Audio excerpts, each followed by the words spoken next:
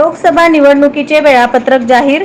देशातील 18व्या लोकसभा निवडणुकीचे बिगुल वाजले असून 19 एप्रिलला पहिल्या टप्प्यातील मतदान होणार आहे, तर 4 जूनला मतमोजणी पार पडेल. देशात 7 टप्प्यात निवडणुका होणार आहेत, तर महाराष्ट्रात 5 टप्प्यात निवडणुका होणार आहेत. केंद्रीय निवडणूक आयोगाने आज शनिवार पत्रकार परिषद घेत लोकसभा निवडणुकांच्या तारखांची घोषणा केली आहे.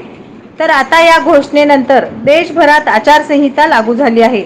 16 जून 2024ला भारताच्या लोकसभेचा कार्यकाळ संपणार असल्याची माहिती यावेळी केंद्रीय निवडणूक आयोगाचे आयुक्त राजीव कुमार यांच्याकडून देण्यात आली. महाराष्ट्रात 5 टप्प्यात निवडणुका होणार आहेत. नवनवीन बातम्या पाहण्यासाठी SB न्यूज चॅनलला लाईक करा, शेअर करा, सबस्क्राईब करा.